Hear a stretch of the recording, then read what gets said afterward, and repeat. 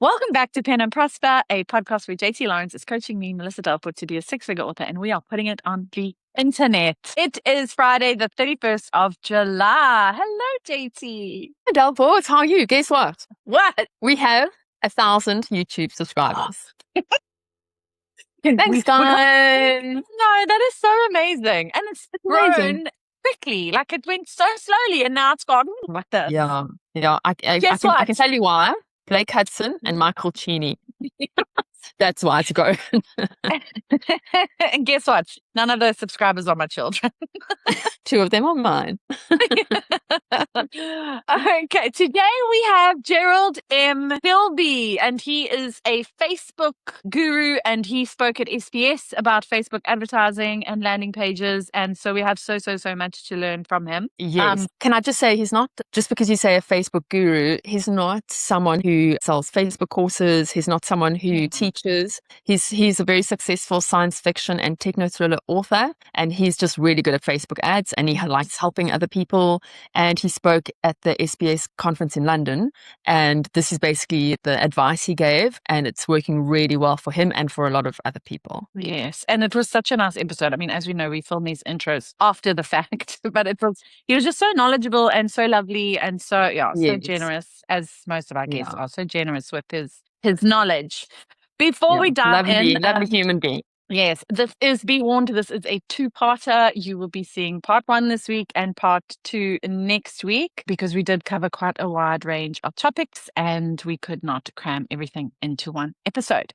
But before we dive into that, let us say a huge thank you to Elize, our editor extraordinaire, to our paid subscribers. And we have 2 new paid subs today. We have Maxine Henri and Amanda Torrey. I hope I'm not butchering that. Thank you, and Maxine. Welcome. I know Maxine, so it's really nice of her. I don't think either of them have made their way into the Facebook group. There is a Facebook group for our paid subscribers, and in there, it's just a little bit easier to ask a question or get direct information from other members too.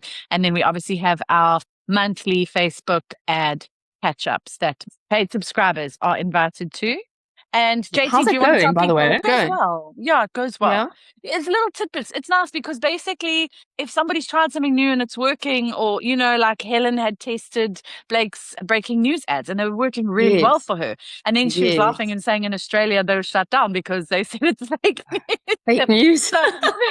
But I think Australia's got like quite a strict, I've noticed even on my Facebook ads dashboard, they're quite like strict. So it's nice to get information like that. And then do you want to tell people how they can become a paid subscriber? Because I know we always forget that. Yes. So you can find us on Substack if you would like to subscribe there. Alternatively, now that we've reached a certain number on our YouTube stats, you can become a YouTube member. Did you know that, Melissa Delport? You can support us on YouTube now. I did not. So is that subscriber based only? So you don't need the watch hours to get to that tier? Yes. It's if you get to 500 subs and a certain amount of watch hours, I think it's 3,000, then so you can become a member.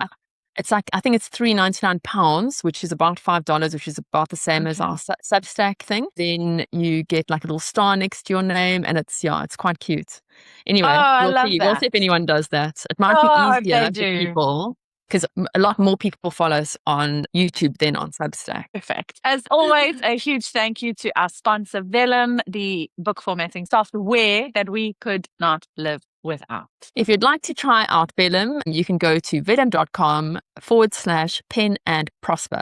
And if you use that link, they'll know that you are hearing about them from us, and it's good for everyone. So thank you very much for that. Yes. I've been using Vellum a lot because I'm formatting my special edition. So I'm loving them more than usual. But speaking of Vellum, I also just used it. You know, I released a book last week, JT, or maybe it was before. Oh, look at you. I released a book this month, but you know, congratulations. Thanks. I should have put it up in the middle. Yes, put it up, Elize. Put it up. Definitely. No, please don't. Well, as you know, I don't like bragging either, but I am 50% of the way through book 2 in my new series, and I'm writing 2,000 words a day, and I'm loving it. That's because of Ember. That is because of Ember, who's encouraging you. JT built a special skill in Claude that gives her all sorts of positive encouragement and blows smoke up her ass. Yeah, it's just like dopamine. And she is just writing for that fix. Let's get into Gerald's bio. His website is geraldmkilby.com in case you'd like to check out his books. He writes, as I said before, sci-fi and techno thrillers, and this is his bio. Gerald M. Kilby grew up on a diet of Isaac Asimov, Arthur C. Clarke, and Frank Herbert, which developed into a taste for Ian M. Banks, Michael Crichton, and more recently, Adrian Tchaikovsky. Understandable then that he should choose science fiction as his weapon of choice when entering into the arena of storytelling.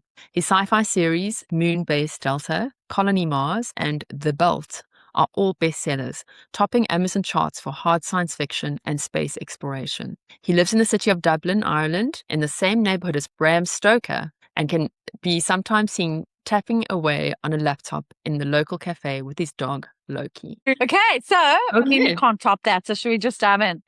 Let's dive in. Hi, Jerry. How's it going? Gerald. How things are going? You guys? Yeah, good. Gerald, this is Melissa Delport, my co-host. You haven't met her yet. Hello, Gerald. She's in South Africa. To meet you. I feel like I know you. I've been watching so many of your podcasts. Yay! I forget that people feel like they know you, Delport. Like when I'm at conferences and people just speak about you, I'm like, yes, you do know Delport because you've been watching the podcast. I can't wait to come to conferences. I can't wait to be on my conference era. You will. Yeah, you should. Yeah. You get a lot from it, It's still like they kind of re-energize you, For sure. Yes. It's a lonely old business being an author, You're sitting in your attic. Exactly. Writing away, You have to get out every now and again and meet the rest of the tribe. Yeah, for sure. Yes. Yeah, it's always super motivating and interesting, and energizing is such a good word for it, because I always come back with so many ideas, so much energy. Yeah, it's sometimes a problem because then you have shiny new thing syndrome and you want to try all the It's things. crazy. Yeah. That's amazing. That's amazing. I even talk to go to get some more ideas, What I do at conferences is I kind of take notes. I don't take notes of the talks, but I take notes of the things that I'm really interested in and go, I must follow up on that. And then I go back and I look at them and I pick maybe 2 or 3 things. Okay. That's clever. To do. And then I just focus on those 2 or 3 things. And yeah, that's a good way to do it. Forget about it. Because there's only so much time, so much bandwidth that you have. Absolutely. I mean, you can go to one of those talks and come back with a to-do list of 20 things. So you really have to. Yeah. I mean, it's insane. It is. There's so many different things. And a lot of them, some of them are fundamental. They're unfashionable and fundamental, like, newsletter, mailing lists. Everybody goes, I must get that together. I must do that more now. Yeah. One day. One day, blurbs. Yeah, I must sort out my blurbs. You go to somebody on a talk who's talking about blurbs, and you go, I have to rewrite all my blurbs. And get all my back patter sorted out, and get on my link. So there's so many different things. And then everybody has a new marketing spin on something, whether it's TikTok or BookTok or the overwhelm. Videos, the overwhelm. Videos, and talk to the camera, and there's a ton of stuff, Yeah, too much. Jerry, did you go to Adam Beswick's talk where he went live during his talk in London? No, I don't think I was at that one. No, I did hear him. I think he was in Ireland, wasn't he? No, he wasn't. So he was in Ireland 2 years ago, but not this year. Yeah. But he actually went live in the talk, and he sold I don't know, it's like £400 worth of products or something while everyone was sitting watching him. It was amazing. That's great. I remember you saying that, and I remember thinking, imagine it had gone the other way. Well, because he was worried, but I said to him afterwards, it would have been good if it went the other way too, because we all know how successful he is. He doesn't need to prove anything. It could just show, okay, some days it doesn't go your way, and you just keep going, and you can still be super successful. So it's amazing. Yeah. He's actually coming on the show in a few weeks' time, so that'll be interesting. Yeah. Maybe he can go live with us. We'll go live. Yeah, let's do it. You have 0 viewers. Yeah, I think that, TikTok suits certain people. Yes. Sure. And certain genres too. Yeah, and genres. Yeah. But TikTok is a machine that you have to keep feeding constantly every day, Yeah. Technically it's free. Yeah. You're not paying for advertising. Yeah. Pay with your time. Yeah, but you're paying with your time. You really have to keep at it all. I would be no good. I'm terrible at social media. Okay. Well, then you're a great example of someone who is maybe terrible at social media, but so very successful. So I'm sure that gives a lot of people out there hope. Hope, yeah. Because there are a lot of authors that hate social media. Yeah. I mean, if you look at my social media accounts, they're poor. Are they? You know, I post maybe once a year. You know, that's like Charlene, JT said. Oh, really? She never she never posts on social media. I think it must be a very peaceful life to not have to worry about social media. Yeah, it must be. I think like we all have a certain amount of bandwidth to devote to, you know, marketing and promoting our stuff. And people have different personalities, you know. Some people just social media to them is just it's hell. I mean, I don't hate it. I quite like sharing things. Like if I take a nice photo or if I've had an interesting thought, I like sharing that. I always have liked that. I think that's why I like writing and publishing. So like I don't hate it like a lot of other people do. I just don't like feeling like I have to post stuff. And especially when it takes time away from what I really want to be doing at that time. Yeah, it's a question. It's a balance between whether you're working for the machine and the machine is working for you. Yes, exactly. I want to get the machine to work for me. That's exactly. my plan. Yeah. No social media, but I think it's just not my personality. Yeah. I don't particularly like to put myself out there. I'm the kind of introverted, you know, guy in the attic writing crazy sci-fi stories. I don't want to be. I like that brand. Yeah. You know, I reveal myself every time the great wizard comes out from his hut every now and again. That's me. That's why I like, you know. So that's why I focused, really double down on Facebook ads. Yes. And advertising in general, but because you can kind of sit in the background, you can work at it on your own terms. There isn't, you know, a schedule where you have to kind of produce something every day, or twice a day, or 3 times a day, and you're not working for the machine when the machine. Absolutely. And if you stop, it's still going to keep going. You've still got stuff that's working away merrily for you. You know, once you get it to a certain point. Yes, I agree completely. I love Facebook ads for that reason, because if you do the 80-20 principle, right, and you just focus on the stuff that moves the needle, and that's writing and it's ads. And if you can get great Facebook ads going and you know you've got a good catalog, it really makes your life so much more easier, more successful, and just more peaceful, right? Because you don't have to worry about all the stuff all the time. Yeah. You stay in your lane, right? And Facebook ads. Yeah. So, I mean, what I'm trying to say is that, I mean, things like, you know, doing a live TikTok and seeing, this is classic conference stuff. You go to something like that at a conference, you see somebody do that, you go, I have to do that. Yes. Okay? Some people will be really good at that and it'll transform them. And some people, it's just going to be hell. It'll make their life a misery, depending on their personality. Because I've come back from conferences and I've done daft things that really I should never have done. You know, I can't remember what they were, but you know, you just do things. You go, this is so good, and everybody's great, and this is where it's at, and I have to do this. Well, if you go and do it, and you go, no, this is not for me. Not for you. Yeah. But I think you have to test. Yeah, you have to test everything, because you don't know what you might be good at. You don't know. You know, like I had to do what I had to do to find out I was pretty much bad at everything except Facebook. I don't know about that. And if you look at Sasha Black, I mean, Adam Beswick basically had to bully her into doing TikTok. Like, she was not interested.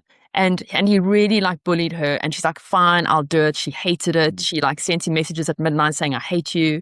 But and look what it did for her business. She's now a 7-figure author with like 2 warehouses. It's ridiculous. And that's all down to she does not spend $1 in advertising, and she's a 7-figure author. Yeah. Wow. I mean, it's incredible, you know. I went to her talk when she was talking about the warehousing. My background is actually in e-commerce. So I had an e-commerce business, tech business. We developed e-commerce websites I was in kind of technology, my own tech business for about 20 years. And the last thing I want to see is another e-commerce site. I just like... Or a warehouse, I'm sure. I ran out of that talk screaming with my hands in the air, no more. Because I know what it's like. Yeah. You know, I know what that intense e-commerce fulfillment is like, you know. And people don't realize, I mean, I'm not trying to put them off, but that's the successful side of e-commerce. But the actual day-to-day of running an e-commerce business. So what we're talking about is people who sell direct. Yes. So you're using TikTok, or you could use Facebook advertising, doesn't really make any difference, and you're selling direct. And to get the margin within the book, you're not doing a print on demand. What you're doing is you're buying in stock of 1,000, 2,000, 10,000 copies of your book, and that's a lot of books. Yes. You're going to have to put that somewhere, and you're going to have to get space to put it somewhere, and then you're going to have to hope that you're going to sell those, and then when the orders start coming in, then you have to start picking and packing. Or staffing up, and both. Yeah. And that is, we used to have a side business, e-commerce. And God, I know we were doing jewelry, which is fine. They're small items, but there was a stack of stuff everywhere. And everyone was going to FedEx. And then the kids. And I hate they knew the guys at FedEx personally when they were like 4 or 5, Oh, we're going to FedEx again today. There's a little part full of this box. Oh, no, thank you. No, none of that. Been there, done that. But yeah, it's a great way.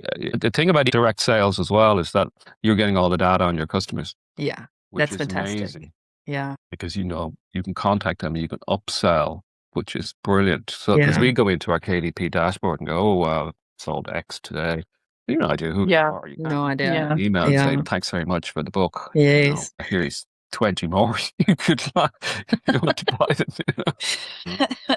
I love my little Shopify store, but I only do print on demand. I'm not interested in warehousing or anything like that. You should do audio.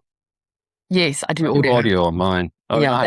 That's even better than print on demand. Doesn't cost anything. I do the print on demand as well through BookFunnel. No, Lulu, I think I do. Oh, do you? I use BookFunnel. Okay. Yeah, but I do the audio through BookFunnel. Okay. BookFunnel, yeah. Could be, yeah. The audio is 100% profit. I know, it's amazing. I love getting those orders, especially when it's a bundle.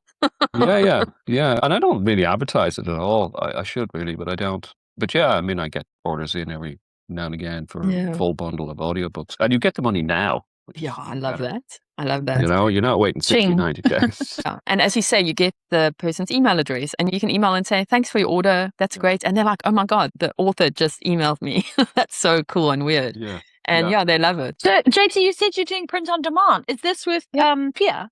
Yeah, so he does stock. He does have stock of my first urban fantasy series in his warehouse, but Cursebreaker is print on demand. So if they order Blood Magic, he ships it, and if it's Cursebreaker, Book Vault ships it. Okay, works very well. Yeah. I do it as well for all my print books on the website. I don't know. I mean, the margin is fairly small. I think it might work better. I have an indie commerce website on my website, so you can buy books, you can buy audio, but I don't really promote it and I don't really push it. Every now and again, I say to myself, "Oh, I must do something with that. I must, do some advertising, or maybe after a conference." God, you come home. Yes, I'm going to go. So we're quite get down that far on the list, or start advertising around it and start advertising audio bundles, because the profit margin is much higher on that. Which maybe I will do someday. I'll try and do that. I think we should both do that. It makes so much sense. Yeah, it's on the list, that big long list of things down there somewhere. After writing the next book, which is top of the list, generally speaking. What are you working on right now? What are you writing right now? I write hard science fiction, which is basically science fiction that is science fact, I suppose, for want of a better word, or current technology or theoretical technology. So it's a bit like kind of The Martian or Gravity. That's the sort of thing.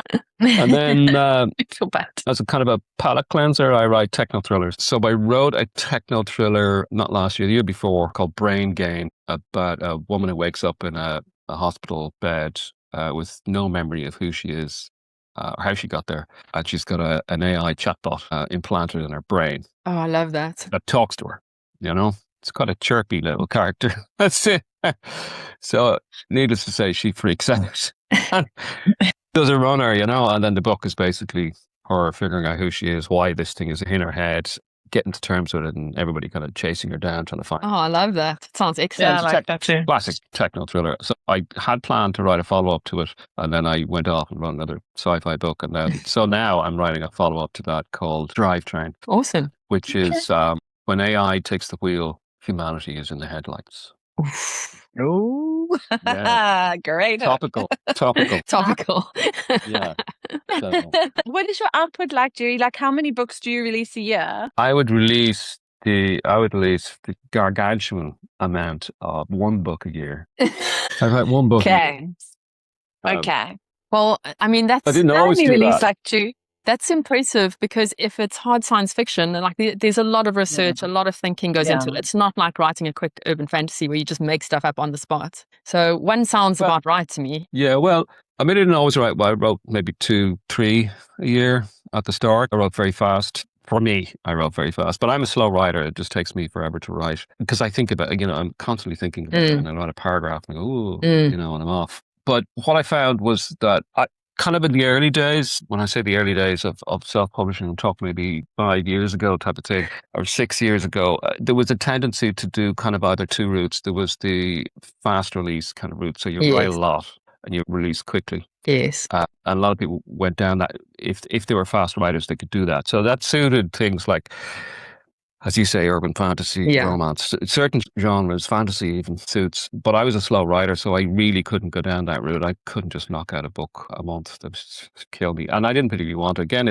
are you working for the machine or is the machine working for you? Exactly. So I went down the Facebook and advertising route so that I would constantly have sales and I would promote my back catalogue constantly. So, I can, like last year, I just wrote 1 book, but I mean, I probably had my best year ever. Oh, fantastic. Last year. Fantastic. By, a long shot, And again, this year is looking pretty good. And I'm only releasing 1 book because I'm constantly promoting the back catalogue. I love that. Goals. Yeah. Yeah. I would absolutely love that. Yeah. So I think the key to it is to write I have a back catalogue of about 20-ish books. Maybe not quite, maybe 19, but they're all related in a sense. Okay. I don't mean they're all in a series, but they're all the same genre. Okay. And kind of clever. Sort of overlap a bit in some places. So if some person buys into my catalogue anywhere, they can read pretty much the entire catalogue because it is all basically the one genre. So they like that genre, then they like everything I write. And the techno thrillers are, they're adjacent to hard sci-fi. Yes, for sure. They're sort of hard sci-fi brought to the near future, the now in a sense, So the kind of classic Michael Crichton type stuff. Yes. Which I would have loved as well as reading sci-fi, But if you write in a whole lot of multiple genres, then it's difficult to build up that back catalogue where you can get one reader. That's what I did wrong, JT. We discussed it in one of our earliest episodes. Like, we had to look at my catalogue and we were like, ooh. And it was like, you got 30 books, but realistically, you can only sell 10 of them. Well, 10's a lot. 10's enough. Yes, thank goodness. It wasn't just different genres. It was also mixed genres in books. So, like, they weren't very clear genres. Yeah. So it's not even like we could go that way. But I mean, Delport, you say you did it, but actually, like, I think 90% of indie authors do it in the beginning because we're trying to find our way. We're trying to see what kind of books we like writing, what genres suit our style and our voice. So, you mustn't beat yourself up. Jerry didn't. We all did it. Jerry didn't do it. Jerry didn't do it. No. But here's an outline anyways. Be smart. Be like Jerry. And there's a friend of mine who's a prolific writer. I mean, and he could sit down and he can write maybe 14,000 words a day, which is just typing now, which is unheard. But what I got from the conference in London, SDS, was with Tom Donnelly and Tony Lee. The 2 of them were just on at me to try dictation. Yes.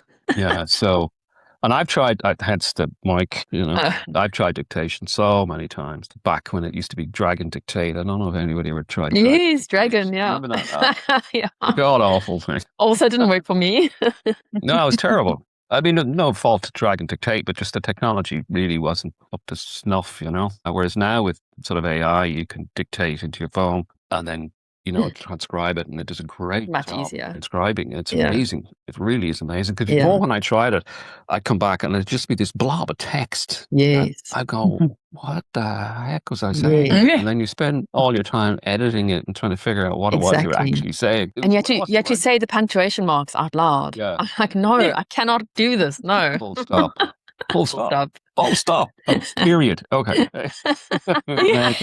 New line. Open quote. Close. Question mark. I kind of don't mind that so much. It's just that the way those old technologies worked was that they were essentially using sound to figure out what the word is, whereas the newer technologies use the context of the sentence as well. Yes. So it's just way, way more accurate straight. And you can even use a pretty bad mic. I mean, I was doing what Tom basically told me to do. He said, go for a long walk so I go out for a walk and I yammer away. So you have wind and car noise and, seagulls and whatever else, but it still picks up everything. It's really, really good. So I've been trying that. So what I decided to do, this is classic coming back from a comic.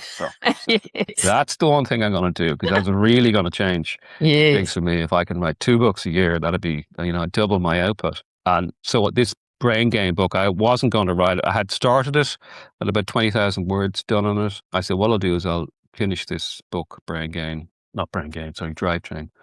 and I'll just dictate the first draft. That I won't go near the keyboard. And I kind of like the idea of getting out and going for a walk and getting some exercise and not sitting in front of a keyboard all the time, because I've done that for 20, 30 years. Yeah, get out of the attic. You're going to get out of the attic. Amazing. Who would have thought?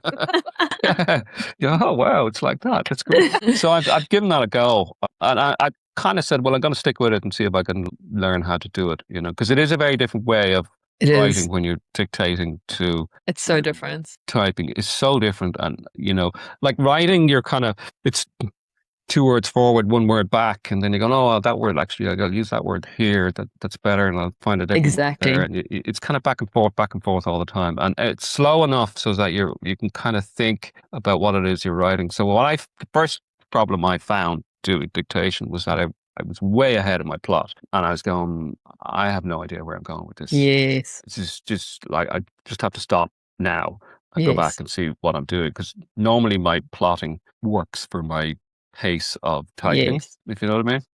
Whereas if I'm dictating, it's way ahead. It's way off down the road. It's like when your kids are young and you're going out for a walk, and all of a sudden one shoots off.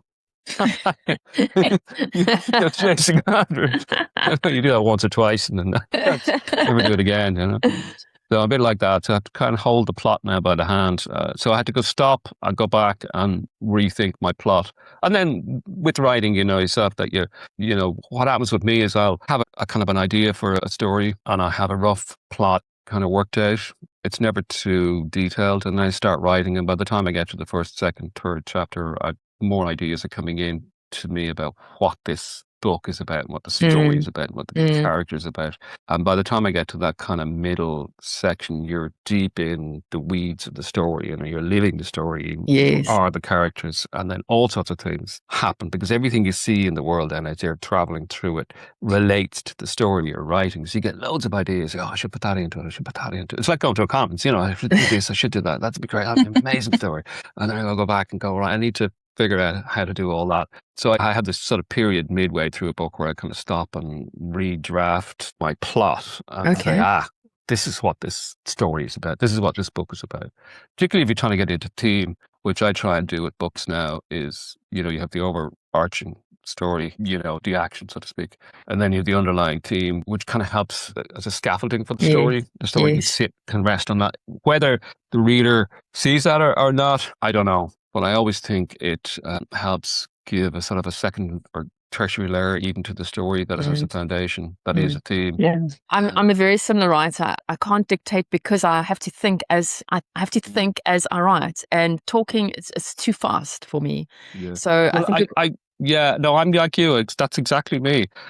Talking is too fast, and I don't feel like I'm getting the sentences out the right way. And, I can write them better than I can talk them, and all these sort of things, right? I was listening to Joe Penn's podcast yesterday, and it was very interesting because it was one of her very recent ones. And the guy she was interviewing said that from what he's seen, there are 2 kinds of writers, and one is a storyteller and one is a wordsmith. And obviously you get lots of different variations of that. But if you, and then I thought, maybe that's why dictation doesn't work for me, because I'm more of a wordsmith than a storyteller. Some people, they'll just be at a party and they'll just be telling them most amazing stories and the words are just coming out. I'm certainly not that kind of person. I like sitting down with my little keyboard and thinking of the best way to write a particular sentence. And that just made sense to me. And I just wondered if that's why I battle to dictate. Well, I mean, don't try and create reasons for why you don't do it. Damn it, Gerald. I'm not supposed to say that. You don't say, yes, just your way. A science fiction writer, philosophical type, So, I mean, you could be right. I'm not saying wrong, but but don't try and. I've been doing that as well. I've been saying I can't do. I mean, I've tried everything dictation, and I have dictated, but I just found that it was too much editing and it was very different, and there was loads of different reasons why I didn't like it. But I mean, the kind of thing that convinced me was it's just a different way. Like if you think it's storytelling, I mean, you call yourself a wordsmith, but fundamentally you are still a storyteller because you're telling a story. Yeah. Right? Whatever way you slice it and dice it, we all tell stories. That's what we do. Nobody reads a book because, oh, look at the words are beautiful, the sentences are amazing. Read this. What's the story? No idea. No story. You're not going to read it.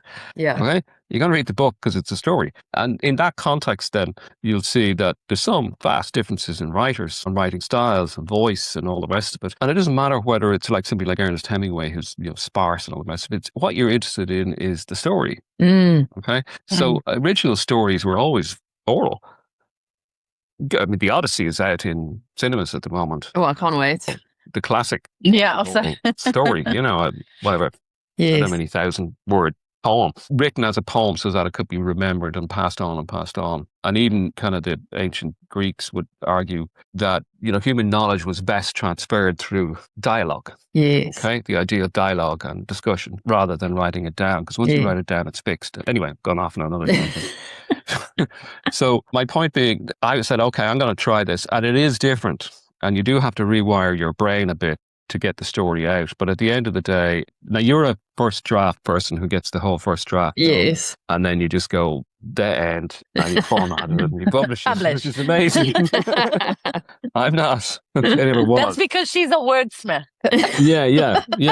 No, it's because I write the same sentence 5 times, guys. I've already done the 5 edits. I just do it while I'm watching. I could write the sentence 5 times, but I do it in the second edit and third edit. I go back because I don't really know the story until I write the first draft. Yes. And once I have the first draft written, then I'll print the whole thing out and printer here, and I sit down, a red pen and notebook, and I go through the whole book, and I go, crap. Who writes this? And then I go back and I do a second draft, and because I know the story now, right? And I can bring in, I can foreshadow, build suspense and tension, and because I write very fast-paced books, so I kind of need to know what's happening so I can foreshadow it then. And I can do that in the second draft. And then the third draft is really the wordsmithy stuff where I'm trying to finesse and polish and add in more on the sentence structure than the story structure. So the first and second drafts are story, I would call it. And the third draft is finessing the words. And then the fourth draft is punctuation and grammar and stuff like that. Okay. So anyway, came back to the conference, and this is what I'm going to do. Okay? If it kills me, fine. If I never do it again, maybe next year when you talk to me, go, no. Hated it. Terrible idea. Yeah, we'll see. Okay, well, good luck with that. I mean, I'm also still trying, so we'll see. Yeah. Same. I've tried a few times, but it runs away with me exactly the same, and I haven't been able to get anything usable. Yeah, I know. I get caught up in my own voice, and I'm like, la, la, la, it's okay. And it's nonsensical. It's completely nonsensical. Like there's no structure. I just want to speak. Yeah, I know. I found that. I did because I can, I could waffle on forever, but realized that both Tom Donnelly and Torrey Lee are thriller writers. Yes. Okay. And thriller writers, and they plot. Okay. So they have a very detailed plot, a reasonably detailed plot outline before they start writing. So they know what's going to happen in this chapter. Me, I'm kind of going, I have a vague idea what's going to happen in the book. This chapter. It must be so difficult to dictate if you don't know the plot. Yeah, it is. It is. That's what happened to me. I'm like, okay. I have no idea what I'm doing here. I'm just waffling. Do you know what I do find helps is if I have like a spine, because I use Scrivener, and often I'll have like a spine of what I kind of want to happen in my notes on the right-hand side. And if I have that, and then I whisper sync, then because as I'm kind of going through it, I'm adding, like, you know what I mean? Then I find that's a little bit easier. Yes. But if I'm out somewhere and I'm just speaking like off the cuff, then I've got no chance. Yeah. Anyway, we'll see how I got on. Yeah, keep us posted. Good luck. You're going to walk so we can run. I'm convinced of it. Yeah, try something new. As you say, Delport, I got to try something new and try different things, So this is what I'm trying. It can be the one thing. I'm just excited to getting out of the attic. Yeah, exactly. Get out and walk. The weather's lovely here. That's been great. So why not get out? And I mean, even when I am writing and, when I'm stuck on a plot pointer, stuck on something, I'll go for a walk and I'll think it out. So, we'll see what comes out. Has my voice changed? Because that could be an issue. That is a concern, yeah. Yeah, if they go, well, it's not really Gerald Kilby, this is somebody else. I don't know, we'll see. I am kind of enjoying it in a lot of ways. I'm enjoying getting out and enjoying. Yeah, I am enjoying it. And I'm enjoying not having to sit in front of the keyboard all the time because I spend so much time doing marketing. And I was an author contacted me a couple of days ago and was asked, they used to be in self-publishing. They kind of went semi-hybrid and then they want to get back into the self-publishing. They're asking me, how much time do they need to devote to marketing? How much of my writing time do I have to give up for marketing? Okay. And I was saying, well, it's actually the other way around. It's how much marketing time are you giving up to do your writing? Yes. Most of what I do, most of what we do, I would imagine, is promotion and marketing. Yeah. For sure. And running your business. Yeah. So there's three kind of stools in which three legs, I suppose, to an author business is the writing, the promotion and marketing, and the business side of it, which is strategy and accounting and admin and all that sort of stuff, planning, big thinking. Yeah, so there's the three things. So the writing part of it can get. When I went full time, I said, "Hey, it's great. I can write now all day long." Great, but no, it's about, no. Just try to do marketing and promotion and admin and answering emails. And what I try to do now is I try and reduce that. So hence the reason why I don't get into social media or things that are going to consume my time even more. And take away from the actual thing that I like doing, which is writing. That's so. Yeah, it's very easy to be distracted from your writing. Yeah, it is. It's so important to focus on the things that move the needle. You go, oh God, no, go back and write. God, I'd much rather mess around with with ads. It's addictive. It's like playing the lotto. It is addictive. We all love Facebook ads. They're so addictive. It's like placing little bets and seeing what'll work. Yeah. Facebook ads. Yeah. Well, that's what I do. I mean, I did a talk on that at the conference. Yes, that's what we'd love you to chat about. What do you want to know? Do you want to know the secret to Facebook ads? Yeah. I want to know. For this. I want to know waiting for this. How I can write one book a year and still make a lot of money. Yeah. Well, I mean, what I talked about at the London conference is really, I would try to address the changes in Facebook because a lot of authors, myself included, late last year, early this year, noticed that what we were doing just wasn't working anymore. We weren't getting the returns. The ads weren't working. And this was universal. This was right across the board with a lot of the authors I've been talking to, significantly down in terms of what their returns are on Facebook. So authors like me and a bunch of others who are relying on Facebook to, generate the income, were going, yeah. I was in that bad. Yeah. And so what I tried to do was I tried to sort of go back and try and really understand what are the changes in Facebook, what's happening, what were we doing that why does it not work anymore, what way is it supposed to work now, and then testing and doing marketing and promotion or ads based on the the new theory, I suppose, and seeing what worked. Okay, and I'm bringing that to the conference and kind of explaining it, opening it out for people so they can get some better understanding and give them some tools in a sense to go forward with Facebook ads. But primarily, the main thing with Facebook ads, the main change is that what Facebook is trying to do, Facebook, like a lot of the big tech companies, is investing in AI, stupendous amounts of money to AI. But unlike the others where they're developing chatbots, Facebook is developing an AI to manage its internal process, which is advertising. Right. Okay. So it has a fundamental problem in that there's millions and millions and millions of ads being produced every minute, probably. How does it trawl through all those ads and find the right one? And then it's got millions and millions and billions of buying signals coming in from the user base when you're on Facebook, when you're interacting, you're clicking on things and do this, that, and the other. How does it analyze all those? And how does it put those two together in the auction and decide that ad is going to that person now? So obviously, it's been investing heavily in AI to solve that problem for it. And part of the problem is because of AI, because people can produce an awful lot more advertising creative now because they can use AI. They can use, any of the image generators, or even all the new kind of Steve Dance and Higgsfield and what's that one? Can't remember the name. where you can create your own digital influencer. Yes. So there's an enormous amount of stuff being shoved out there. So this is what Facebook is doing. So the new Andromeda update was really to deal with that. Okay. How do we get the right ad in front of the right person, fast and efficient? And in that, so we're seeing kind of the end of that. We're seeing the end result of that in all this Advantage Plus stuff that you see out there. It's every time you go into Facebook now, it's there, go, do this, do this, do that. We're trying to turn it all off. No, Yeah. It's so irritating. Where's that thing that used to be there? Yes. It's now buried. It's linked down the bottom. So that's part of what the new update is. We'd like to take a quick break to tell you about our sponsor, Scribe Shadow. If you're an indie author, you already know that publishing a book is only part of the journey.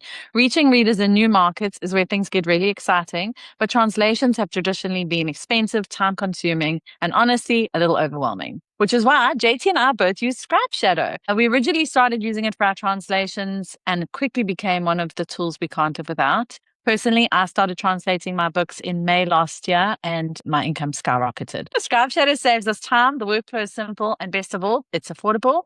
It's made book translations accessible for indie authors, and in just minutes, you can translate your novels into multiple languages with high quality results, which opens the door to exploring relationships with readers all around the world. What we really appreciate is that Scribe Shadow understands indie authors because it was built by people from the indie publishing space. This isn't a massive faceless corporation. It's a small family-run team that understands the realities of self-publishing, tight budgets, and wearing 20 different hats at once. They also offer things like cover creation, audiobook translation, and a straightforward credit system that keeps the whole process simple and affordable. Importantly, you always keep full rights to your work, and your books are never used to train AI. So if you've been thinking about expanding into foreign markets, or you just want tools that genuinely make your author business easier to run, check out Scribe Shadow. It's become a really valuable part of our workflow, and we're genuinely happy to recommend it. If you'd like to try Scribe Shadow, we have a special code for you. You can get 30% discounts. It is PEN and Prosper 30. You can use that at checkout. Perfect. And let's get back to our episode. The second part of the new thing is that what they don't want to do is they don't want to send the same old ad to the person over and over and over again. They don't want to sell stale ads. And this is what so the old way we used to do it, and you probably do this, is that you create a campaign, pick your target audience, usually open, everybody in the US, UK, wherever, set up a campaign, set up an ad set with an ad in it, okay? And then you duplicate that ad set and you throw $5 at each one, and then you'd test them and you'd see which is the best, and you'd kill the bad ones, and you'd keep the good one, and you'd throw money at the good one, and that worked. Used to work, yeah. Doesn't work anymore. No. Okay.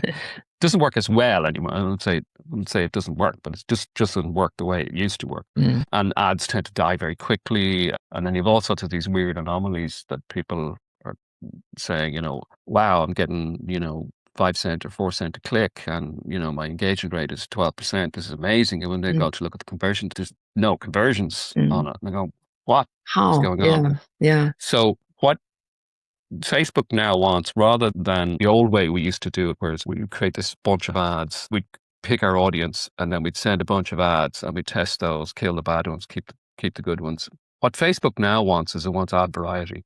So the key thing I was talking about in the show, SBS show in London, was ad variety. And that was the key takeaway I was trying to get across, was that what we as authors now, when we're selling on Facebook, was we need a far greater variety of ads, which kind of mirrors what Blake was talking about in terms of how you create ads and how you understand the sales process. Yes. Yeah, sales psychology. Okay, so really it's about thinking about that funnel of buyers that come in, our funnel of how people buy books, okay? And he talks a lot about this, but it basically boils down to, if you think about it, there's probably kind of 3 types of book readers that you're after. There's the kind of the hot reader, your super fan base.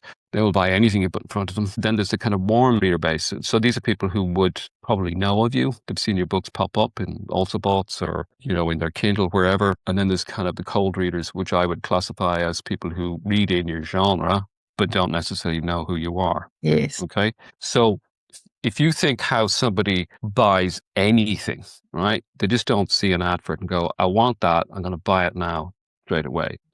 There's usually a couple of interactions before you get to it. Okay. So what Facebook is doing, now remember, Facebook is not a platform that's set up to sell books or indie authors. It's a platform that's set up to sell e-commerce products, basically, fundamentally. Okay. We're a tiny little part of that. So we have to operate within this much bigger kind of marketing platform. So what they're trying to do is they're trying to look at a whole bunch of ads that you're using, okay, that speak to different buyers in different parts of the funnel. Yes. The cold buyers, the warm buyers, the hot buyers. Okay. So they will take that one of those ads and they will put that in front of a cold buyer. Okay. And then they'll take the other ad that's focused on the warm, because now you've warmed them up a bit, they know who you are. And then eventually they'll send them the buy now kind of book ad. So that's how Facebook structures itself now. So we as all, how do we fit in with that? So what works for me now is essentially ad variety. Okay. So rather than just a campaign, an ad set, or a campaign of multiple ad sets and tests, I do one campaign, one ad set, and one ad. Okay. But within that ad, I have multiple varieties of that ad. Okay, so when you go in, this used to be the old dynamic ad. I don't know, probably if you remember that. Yeah. So very similar concept. So now there's no dynamic ad, but the ad is actually dynamic by default. Okay? So you can add in multiple. You can add 10 images and 5 or 6 different headlines and primary text and stuff like that. So I will put in a whole bunch of stuff in there into one ad. And I'll let the whole thing run. And what Facebook then does is it's testing those out and saying, oh, I'll test that combination with this person. That seemed to work. I'll test this combination. Do you mean you put all 5 different primary text options, all 5 description like, do you use all of those boxes? I use maybe, when you can get 10 images, so I use, 6 to 10 images. Okay. Different. All different images or similar images? Different images. Different. All different. Okay. Well, they're obviously similar in that they're the same genre, but, they're different images. Okay. And then I would put maybe 2 or 3, 4 maybe types of ad copy in there, maybe 1 or 2 headlines, and then, 1 shop now button. What you're trying to do is you're trying to give Facebook enough information within that ad so it knows where the direction of travel for Facebook. I think ultimately is that they want to be a fully AI-driven marketing machine. Okay, you just give them the products, give them the budget, and they're going to do everything else for you. Yes. All right. They're going to say, this is whatever type of product. We'll do all the creatives. We'll generate all the images. We'll generate all the ad copy from what you've given it. We'll generate all the videos. We'll figure out then from what this product is, who we should send it to. We'll do all the targeting, and then we run the whole thing, and then it'll go through a Facebook pixel, and we get feedback, and then I have the self-report. Now they're not there yet, okay, but that's what this whole Advantage Plus stuff is about. It's Facebook moving towards this kind of fully AI-driven platform. So when we're kind of setting up ads, what we need to sort of think in those terms, that what we want to do is try and give Facebook enough information about what it is we're selling. Number one, okay, and then lots of different variations you can test out on the funnel, so to speak, the cold, warm, and hot buyers. Because what some people can find too is when they do a Facebook ad, it works for a couple of days and then it dies. Right? And the reason why it works for a couple of days and it dies, because it's just you're selling to your hot readers. Okay. And Facebook knows your hot readers. If you've done a bit of Facebook advertising before, it sends them to Doe. They go, oh, great. They buy it. And then there's no more left. Okay. Or your ad just doesn't talk to people outside that. So the key thing is to try and understand what it is that entices readers to buy your books. Okay. And you can find out all this information in your reviews. So if you go and look at your 4 or 5 star reviews and read through them all for the whole series, your readers will tell you.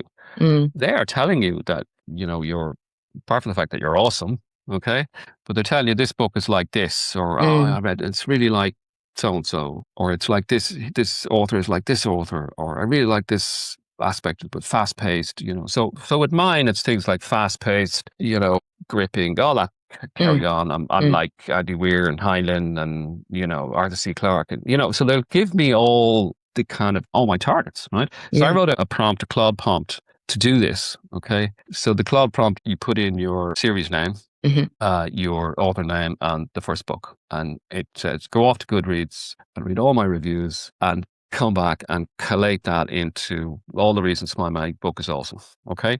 All the things that your readers love about your book. And then take that and break it down into a series of ads for the kind of hot, warm, and cold audience. Okay. That's clever. Yeah, I'm very clever. Yeah, I'm a clever chap. We know. It's obvious. Technology, I might as well use it, So what Now, what it does, I think I'll give you the link and you can use it in the description for the podcast. So what it does, you kind of need to, with anything AI, it comes back and gives you a kind of framework. I wouldn't necessarily just run with what it produces. You need to rewrite it and restructure it and mix and match and cut and paste. But it saves you, the most important thing about it is it comes back and it tells you all the things that your readers are really interested in, that what they are, engaged with your book and your series. And that's the type of thing that you should be selling. Yeah. Putting in your ads. Yeah. Right? Because if they're interested in it, other people will be interested in it. So I use that then to create my ads. And when I'm putting an ad together, like the old way of doing it was we'd stick a book cover or a genre-related image. Yes. A quote, this book is awesome, best thing I've ever read, go buy it now. Okay? And we tested all those and see which one. And to be honest with you, it worked. It worked, right? yeah. Now you really have to think about it. So when you're thinking about putting an ad up, you really have to, there's two parts to Facebook, right? There's the technical side, which is the targeting and laying out ads and all that. And then there's the actual ad itself, which is like, what am I selling and how am I selling it? Okay. Who is the target reader I'm targeting? And this applies to anything you're trying to sell. So if you're trying to sell anything, it doesn't matter what it is. There's kind of three fundamentals. There's the person you're trying to sell it to. Are they old? Are they young? Are they rich, poor? Whatever. There is the message you are crafting that targets that person. Okay. And then there's the offer. Yeah. Buy one, get one free. Mm. Okay. So they're the three things that all sales will have to deal with, right? To get a successful sale, to have a successful marketing campaign, you need to get those three things. So in terms of books, and we're selling our books, the first one, who am I selling to? Well, you can get that from, as I say, analyzing your reviews. Yeah. So for me, there's various different demographics. Primarily, it's kind of older male who would have perhaps read a lot of the classic sci-fi, Arthur C. Clarke, Heinlein, Asimov, all that sort of stuff, right? So I can take that demographic and say, okay, I know I have a picture in my mind now of who this person is I'm selling to. So then I'm crafting my message, now that I know the person I'm selling to, as, if you love Heinlein, then you'll like Gerald M. Kilby type stuff. Okay, so I'm speaking directly to them. Yes. Okay, and then the offer is, you're not selling your book full price on Facebook. It is your book one in a series will have to be discounted, which is the offer. Okay, and I've been discounting my first book one for $2.99, and recently I've gone down to 99 cents just to test that out to see if it works, because I've got the three things then in my ad. I've got I know the person I'm targeting. I've got a message that targeted speaks to that person, that demographic, and I've got an offer.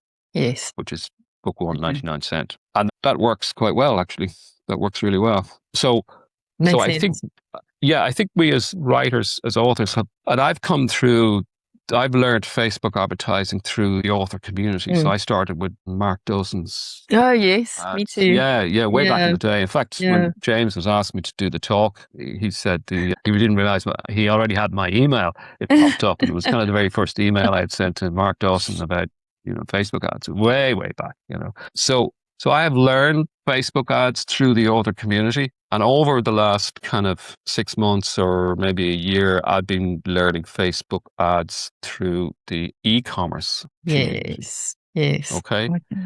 Which is an eye-opener. Okay. Yes, it is. And I have a background in e-commerce, so I get what they're trying to do. And it is a magnitude of difference, right? But there's so much to be learned from the way they sell, compared to the way we sell vitamins or whatever that can be brought back into the selling books, because these things apply to any product. Yes. Right? And that's one of the things I learned, that when I heard it, wow, yeah, that makes so much sense to me. So what I've been doing now is I take my series, I analyze the hell out of it and figure out what it is that people like about it. I try and get an idea of the demographics. Okay. So for instance, Colony One Mars has a female protagonist. So it does cross over between male and female readers. And I know from my stats, I'm going, okay, well, it's 60% male, 40% female. What is the female audience like about this? So now I have a new person I have in mind. New avatar.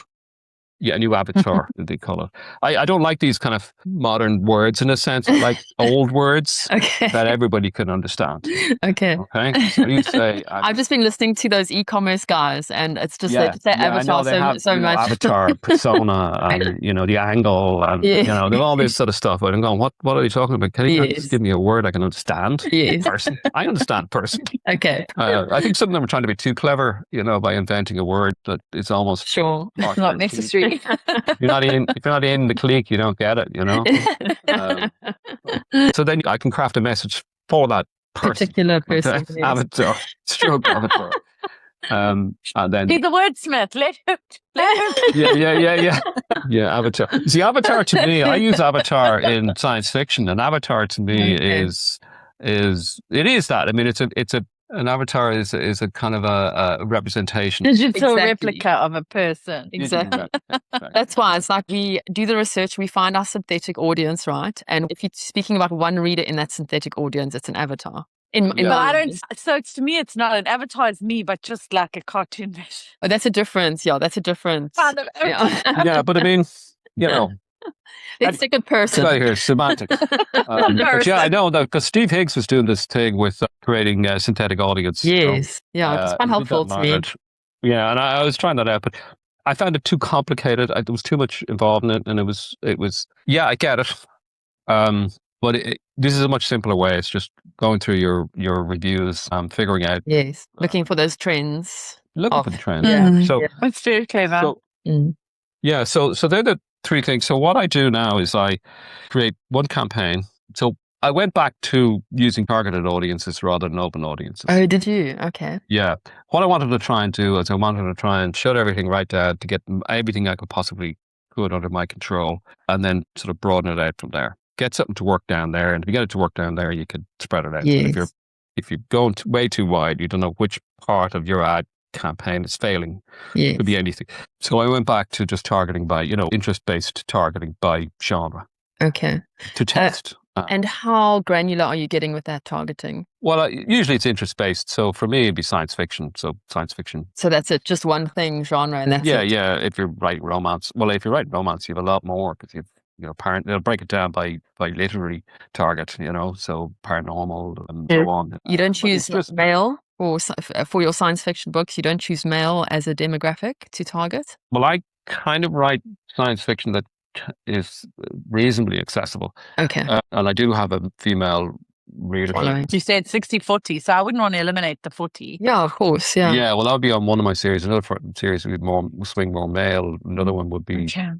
So I don't try and eliminate. I do in one series. I focus more on male, but I don't eliminate. There's a way I do it, which is I reduce the bid price for the female demographic. Oh. Okay? So I don't exclude them altogether, but if the price is right, I'm willing to pay this for it. Okay. It's a bit more technical. Yeah. But what I'm really just trying to do is I'm trying to not go broad so I can narrow things down a little bit. So I know, okay, I'm sending this ad to people who are interested in science fiction. And also I qualify it by Kindle. Okay. So, they're also interested in Kindle Store and Amazon Kindle. Okay. So you're qualifying it. And then you go, okay, well, that's a reasonable audience. It's not going everywhere now. And then I will do my campaign. On the ad set level, I will target landing pages as opposed to clicks. Yes. Okay? You'll see when you go in, there's two options. There's kind of landing pages or low-cost clicks. If you go for low-cost clicks, Facebook will give you low-cost clicks. Yes. They're not going to convert, So I go for a landing page. It seems to work better. And then I will do interest-based targeting. And then when it comes to placements, I get rid of every single placement possible except for the Facebook feed. Yes. And possibly the Instagram feed, depending on your genre. Facebook trends kind of older, Instagram trends younger and more female. So depending on your genre, you can. And then I know I've really just got that right down to the best placement and the most targeted audience. So all I've got left now is my ad. Yeah. Okay. So now at least I know I can test my ads against that and see which one performs the best. And whichever one performs the best, then I can go back, duplicate it, and put it into an open audience. Okay. Because I've eliminated that as the issue. So then in the ad, what I do is I create one ad, but it has multiple images. Okay. 6 to 10 images. I know who I'm trying to target and I have the message that's targeting that avatar. Okay. And I have my offer and off I go. And I see which one performs. I use attribution links then to see which one. Okay. Okay. Right? And then I don't switch them off. This is the other thing I've noticed that's changed. So what people were noticing, and what I was noticing too when I was testing ads, was I go in and go, oh, right, that one's doing great. These ones are terrible. I kill them all. And as soon as you kill them all, the one that was doing great stops working. Yeah. You know what? What's going on there? Okay. We are going to stop there, and we are going to make this a two-parter because this is a lot of information. For our little brains. Yeah, your big brains, our little brains. Before we go, just that prompt that Gerald mentioned, we did want to let you know that the prompt can be found at geraldmkilby.com/SPS London. If you want to pick up that prompt, you can get it there. But I think that's it from us for this week, and we will see you again in part 2 next week. Have a beautiful weekend, friend. Is there anything you want to say, seeing as you haven't opened your mouth yet? No, I loved it. I love it when I don't have to open my mouth. Okay, so you just have to wave then. Okay. All right. Before we go, we'd like to say a huge thank you to our paid sponsor, Vellum, the book formatting software that we could not live without. If you would like to try Vellum and let them know that we sent you, please visit tryvellum.com/pen and prosper.